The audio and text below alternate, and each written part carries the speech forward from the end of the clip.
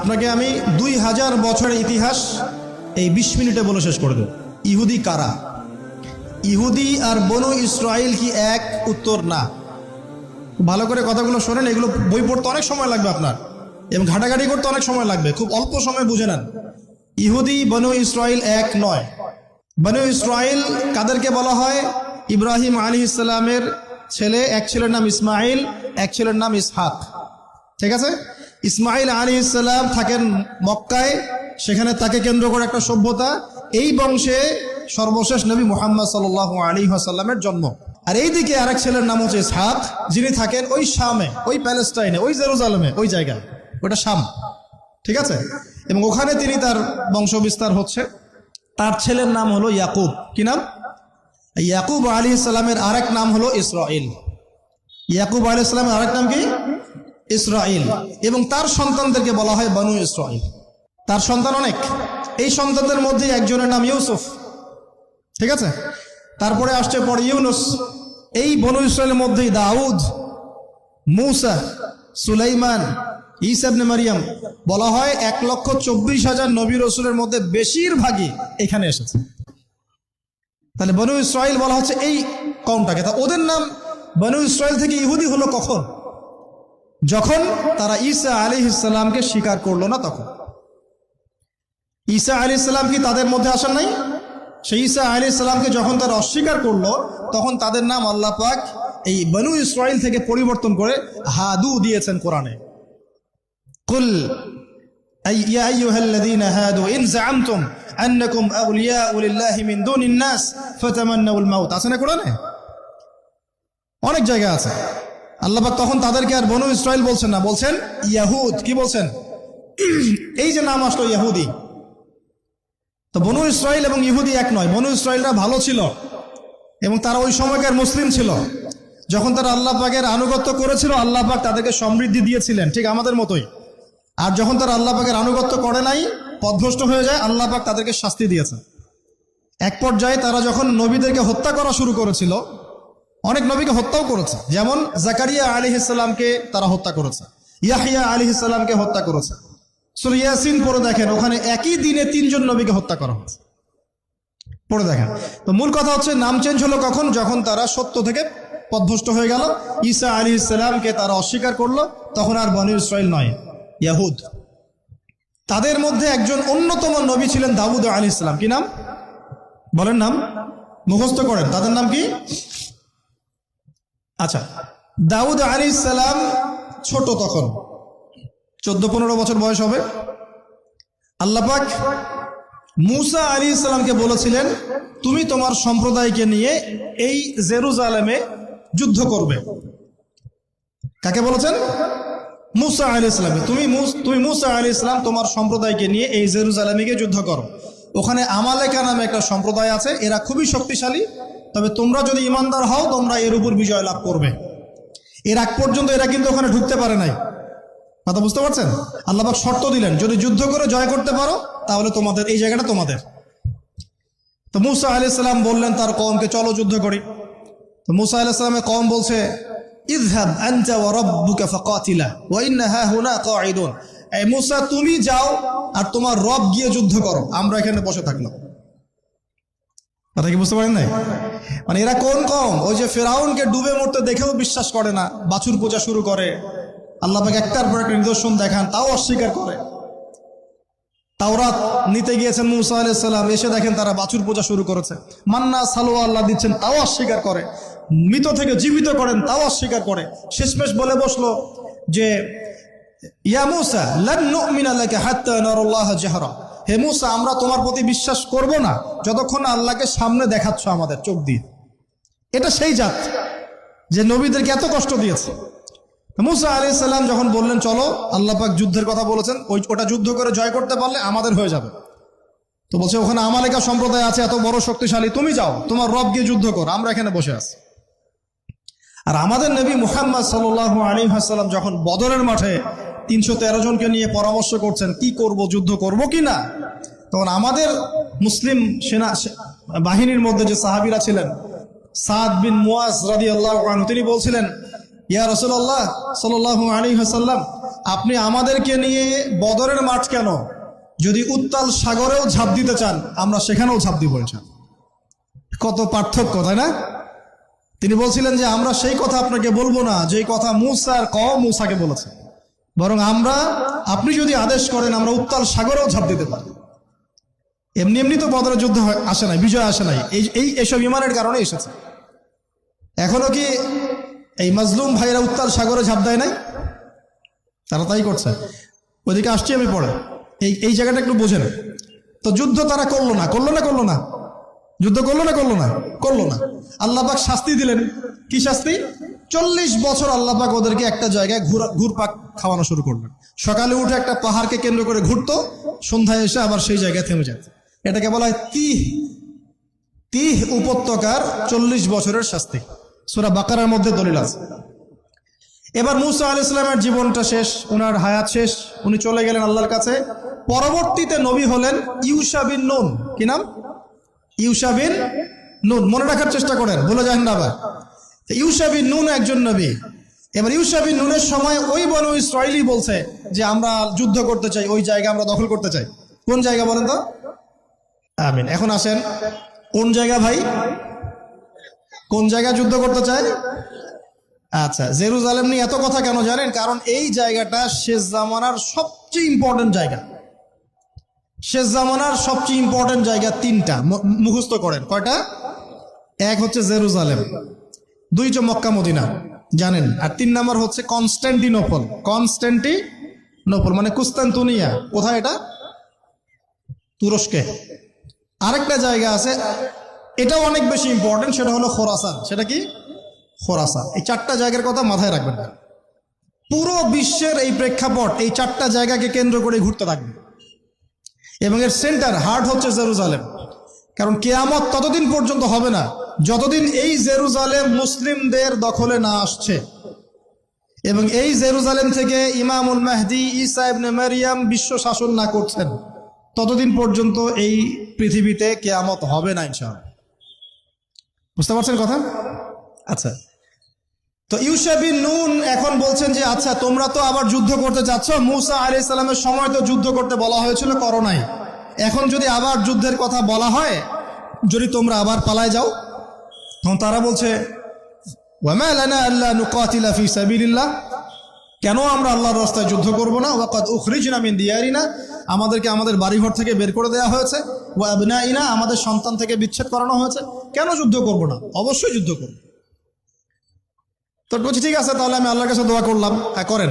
আল্লাহর কাছে দোয়া করা হলো, আল্লাহ পাক বললেন যা জিহাদ ফরজ করলাম, নাও যুদ্ধ করো। এখন ওখানে কোন সম্প্রদায় আছে? আমালেকা, অনেক শক্তিশালী। তাহলে ইউশা বিন নুনের কাছে এখন এরা বলছে নেতা দাও, নেতা। তো ইউশা বিন নুন বলছেন ঠিক আছে আমি দোয়া করলাম, আল্লাহ পাক তালুতকে নেতা বানালেন। কাকে? তালুত। এখন বনু ইসরাইল বলছে ওর নেতৃত্ব আমরা মানি না। কেন মানো না? যে ওর তো টাকা পয়সা নাই, ওর তো স্ট্যাটাস নাই। যে আমাদের কাছে নেতৃত্বের মানদণ্ড যেগুলা, আমরা টাকা পয়সা থেকে নেতা বানাই না। আপনার টাকা নেই, আপনি নেতা হতে আসছেন কেন? আপনার স্ট্যাটাস নাই, আসছেন কেন? ও বনু ইসরাইল একই কথা বলছে, ওর তো টাকা নাই, স্ট্যাটাস নাই, নেতা হবে কেন? তখন আল্লাহ পাক বলছেন যে ওয়াজাদাহু বাসতাতান ফিল ইলমি ওয়াল জিসম, আল্লাহ পাক তো তালুতকে 2টো কোয়ালিটি দিয়েছেন। আল্লাহ পাক তাকে শারীরিক শক্তি দিয়েছিলেন এবং জ্ঞান দিয়েছেন, প্রজ্ঞা এবং জ্ঞান দিয়েছেন। তার নেতৃত্বের মানদণ্ড কয়টা এখানে পেলেন? 2টা।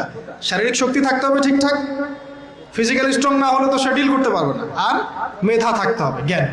তা আসলে কি এই 2টা এখন নেতৃত্বের মানদণ্ড? সুবহানাল্লাহ। অদ্ভুত সিস্টেম বিশ্ববাসীকে দেওয়া হয়েছে, বিশ্ববাসীকে একটা অদ্ভুত সিস্টেম দেওয়া হয়েছে। একজন মেজর, একজন কর্নেল, একজন বিসিএস ক্যাডার মানুষ এমন একজন মানুষকে স্যালুট করে যে মানুষটা অক্ষর জ্ঞান নাই, নামও স্বাক্ষর করতে পারে না, এবং সে বিভিন্ন জায়গায় দুর্নীতি করে আসছে, টাকা পয়সা লুটপাট করে আসছে। একজন বিসিএস ক্যাডার এবং একজন আর্মি অফিসার, একজন জেনারেল, একজন মেজর তাকে স্যালুট করতেছে। কি সিস্টেম! অথচ তার চাইতে এই ব্যক্তি নেতৃত্ব পাওয়ার অনেক বেশি যোগ্য। জ্ঞান তার আছে এবং শারীরিক শক্তি তার আছে, তার প্রশিক্ষণ আছে, সবকিছু তার মধ্যে আছে। কি সিস্টেম বিশ্ববাসীকে দেওয়া হয়েছে! সুবহানাল্লাহ। আমি ফিলোসফিও পড়েছি অনেকদিন। অ্যারিস্টটল এবং প্লেটোদের যুগে এটাকে বলা হতো দি কমিউনিটি অফ ফুলস, একটা পড়ে দেখবেন, স্যার সলিমুল্লাহর লেখা অনেকগুলো বই আছে, এর মধ্যে পড়ে দেখেন। মানে অজ্ঞতার একটা যুগ, অজ্ঞতার শাসন, অজ্ঞতার কমিউনিটি। বাদ দেন, এখানে ইউশা বিন নুন নেতৃত্ব দিলেন কাকে? তালুতকে। ওরা বললো মানি না। তো আল্লাহ পাক মনোনয়ন করেছেন, এখন না মানলে তোমরা আযাব ভোগ করবা। তারপরে তারা মেনে নিল, এবার যুদ্ধে যাচ্ছে। ওই জেরুজালেম মুক্ত করতে যাচ্ছে। যে জেরুজালেম এখন তারা মুক্ত করতে চাচ্ছে, ওই জেরুজালেম তালুতের বাহিনী মুক্ত করতে যাচ্ছে।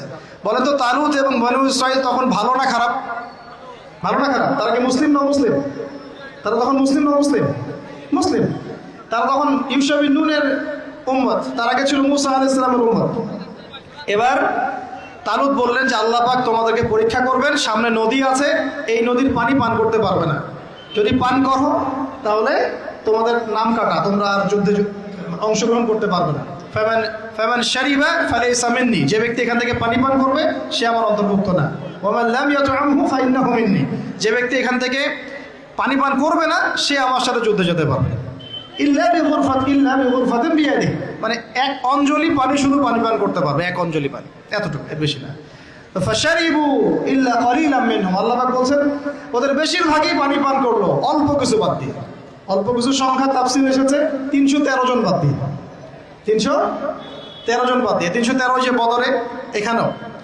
তো এবার এই 313 জনকে নিয়ে তালুত এগিয়ে গেল, গিয়ে দেখলো বিশাল বাহিনী, বাপরে বাপ, একদম আমালেকা সম্প্রদায়ের। সেখানে নেতৃত্ব দিচ্ছে ওদের সেনাপতি, তার নাম জালুত। কি নাম? জালুত। এবং এই জালুতের বাহিনী দেখে মুসলিম বাহিনী বলছে যে লা তাকাতা লানা বিজালুতি ওয়া জুনুদি, এই জালুতের বাহিনীর সাথে পেরে ওঠার ক্ষমতা তো আমাদের এখন হবে না। কিন্তু যারা ভেবেছিল যে আল্লাহর সাথে সাক্ষাৎ করতে হবে, যাদের ঈমান দৃঢ় ছিল, তারা বলেছিল কাম মিন ফিআতিন কলিলাতিন গালাবাত ফিআতান কাসীরাতান বিইذনিল্লাহ, তোমরা ভয় পেও না, আল্লাহর হুকুমে বহু ছোট ছোট দল বড় বড় দলের উপর বিজয় লাভ করেছে। এটা তারা বলে একটা দোয়া করলো, এই দোয়াটাও শিখে নেবেন। তারা একটা দোয়া করলো, তারা বললো রব্বানা আফরিগ আলাইনা সবরান ওয়া সাব্বিত আকদামানা ওয়ানসুরনা আলাল কওমিল কাফিরিন। আর আল্লাহ পাক বলেন ফাহাজামু বিইذনিল্লাহ, আল্লাহ পাকের হুকুমে তারা এই মাত্র 313 জন নিয়েই জালুতের বিশাল বাহিনীকে পরাজিত করলো। বুঝতে পারছেন? এবং এই বাহিনীতে দাউদ আলাইহিস সালামও ছিলেন, তখন তিনি ছোট। এই জালুতকে হত্যা করেছে দাউদ আলাইহিস সালাম। দাউদ আলাইহিস সালাম জালুতকে হত্যা করলেন। কিভাবে হত্যা করলেন সেটা আসছে, যে এই গুলতি নিক্ষেপ করেছিল দাউদ আলাইহিস সালাম, আর তার চোখে গিয়ে লাগে জালুতের, এতেই জালুত মারা যায়। তো এখন মূল কথাটা হচ্ছে, দেখুন এই বনু ইসরাইল এই যুদ্ধে জয়লাভ করে এই বাইতুল মুকাদ্দাস বা জেরুজালেম জয় করলো। এই যে তারা প্রথমবার এখানে ঢুকলো, এর আগ পর্যন্ত কিন্তু ঢুকতে পারে না। এবার আল্লাহ পাক তাদেরকে বললেন তোমরা এখানে যদি আমার আদেশগুলো মেনে চলো, এই জায়গা তোমাদেরই, তোমরা এখানে থাকবে। কিন্তু যদি তোমরা আদেশ না মানো, আমার বিরুদ্ধাচরণ করো, তোমাদেরকে এখান থেকে বের করে দেব। আর আল্লাহ পাক এটা বলেও দিলেন লা তুফসিদুন্না ফিল আরদি মাররাতাইন, তোমরা কিন্তু 2 বার সীমা লঙ্ঘন করবা, আমি কিন্তু সতর্ক করছি তোমাদেরকে। কয়বার? 2 বার। এবার দাউদ আলাইহিস সালামের সময় তারা খুব সুন্দর ছিল, একদম রুলিং স্টেট। বলা হয় যে দাউদ আলাইহিস সালামের সময় তারা ওই জেরুজালেম থেকে বিশ্বকে শাসন করেছে। ঠিক আছে? দাউদ আলাইহিস সালামের পরে আসলো তার ছেলে সুলাইমান, নাম কি? সুলাইমান আলাইহিস সালাম। এই সময় আরো সমৃদ্ধি লাভ করলো, এত সমৃদ্ধি যে বাতাসের উপর নিয়ন্ত্রণ। জিনরা ডুবুরির কাজ করে পাথর এনে দেয়, জিনরা ডুবুরির কাজ করে মণিমুক্তা এনে দেয়। জিনদেরকে দিয়ে এই যে বাইতুল মুকাদ্দাস তিনি নির্মাণ করালেন আবার, তাই না? এই যে বাইতুল মুকাদ্দাসের কথা বলছে। তারপরে বাতাসকে যদি বলেন এখান থেকে আমাকে নিয়ে যাও, 1 মাসের পথ 1 বেলায় চলে যাচ্ছে। পিঁপড়া হাঁটছে, সুলাইমান আলাইহিস সালাম পিঁপড়ার ভাষা বোঝেন, পাখির ভাষা বোঝেন। তারা তেলাওয়াত করেন, মাছ এসে তেলাওয়াত শুনে। মানে এমন একটা সভ্যতা, এই সভ্যতা পৃথিবীতে আসেনি কখন। এবং আপনি যতই সায়েন্স অ্যান্ড টেকনোলজির কথা বলেন না কেন, এই লেভেলে আপনি যেতে পারবেন না, কখনো পারবেন না। কারণ সুলাইমান আলাইহিস সালাম একটা দোয়াও করেছিলেন, রব্বি হাবলি মুলকান, আল্লাহ আমাকে এমন রাজত্ব দান করো, লা ইয়ামবাগি লি আহাদ, যেমন রাজত্ব আপনি কাউকে দেন নাই কখন। পৃথিবীর ইতিহাসে সুলাইমান আলাইহিস সালামের মতো রুলিং স্টেট কোনোদিনও ছিল না, আসবেও না।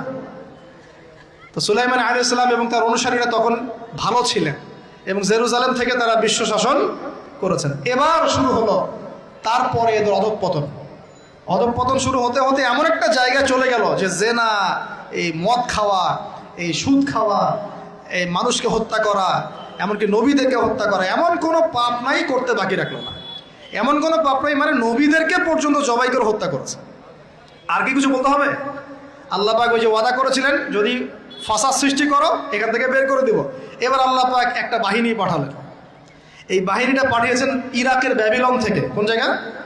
ইরাকের ব্যাবিলন। এই বাহিনীর রাজার নাম ছিল নেবুজাদ নেজার। কি নাম বলেন? নেবুজাদ নেজার। সে ছিল মূলত অগ্নি পূজারী আর কি। তার একটা সভ্যতা, ব্যাবিলনের সভ্যতা। ব্যাবিলনের সভ্যতা কিন্তু অনেক প্রাচীন। এবার তারা গিয়ে কি করলো, এই বনু ইসরাইল যারা পথভ্রষ্ট হয়ে গেছে এদেরকে এমন মায়ের ওখানে জেরুজালেমে গিয়ে একটা একটা করে সেখান থেকে ওরা বের করে দিল, দিয়ে ওদেরকে ওই জেরুজালেমের এই যে মসজিদ, ওখানকার ফল ফসল যা আছে সব ডিস্ট্রয়, ম্যাসাকার করে ফেলবে। এখন ওরা যা করতেছে গাজার সাথে এরকম কাজ এর চেয়েও ভয়ঙ্কর। নেবুজাদ নেজার একটা একটা করে ধরে ধরে কেটে কেটে ফেলবে। আর বাকি যারা বেঁচে ছিল এদেরকে দাস বানিয়ে শিকল দিয়ে পেঁচিয়ে ব্যাবিলনে নিয়ে গেল। তাহলে দেখেন রুলিং স্টেট থেকে বনু ইসরাইল চলে আসলো এখন কোথায়? ব্যাবিলনে, দাসত্বের শৃঙ্খল। আর তাদের ওই ফকর থাকলো না, শেষ। কারণ আল্লাহ ওয়াদা করেছিলেন ভালো থাকলে ভালো থাকবা, খারাপ করলে খারাপ।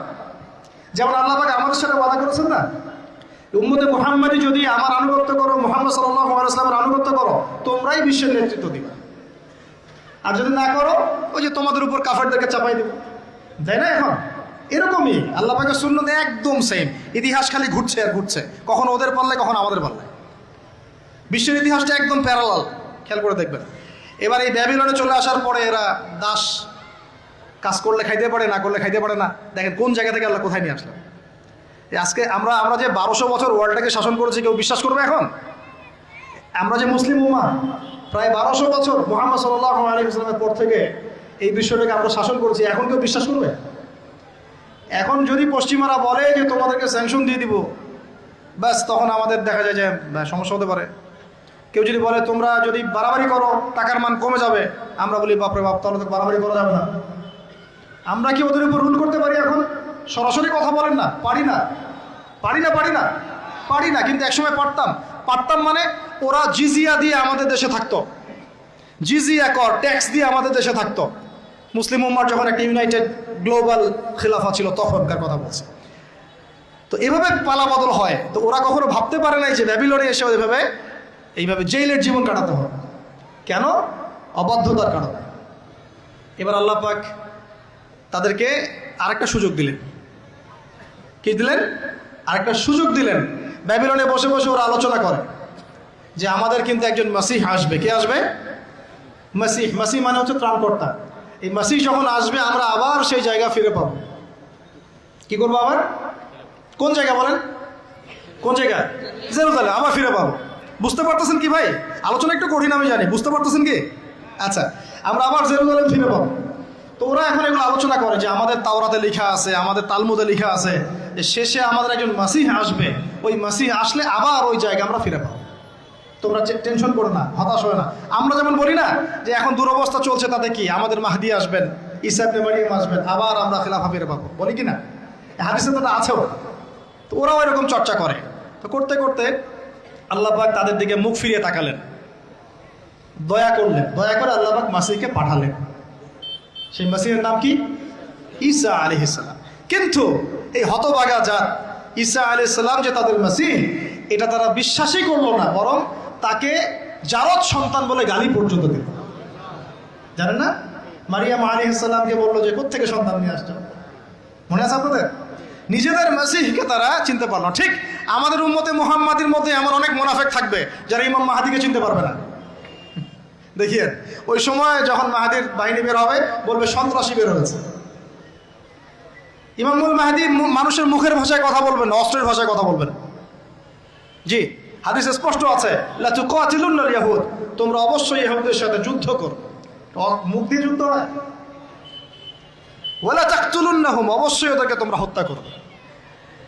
এমনকি যদি গাছের পিছনেও, পাথরের পিছনেও কেউ লুকায়, পাথর গাছ কথা বলবে। হাত্তা ইয়াকুলুস শাজার, গাছ কথা বলবে গারগাত বাদ দিয়ে। ইয়া মুসলিম, হে মুসলিম, ইন্না ওয়ারাইল ইয়াহুদ তাআল ফাকতুলহু, আমার পিছনে ও লুকিয়ে আছে, আসো হত্যা করে যাও।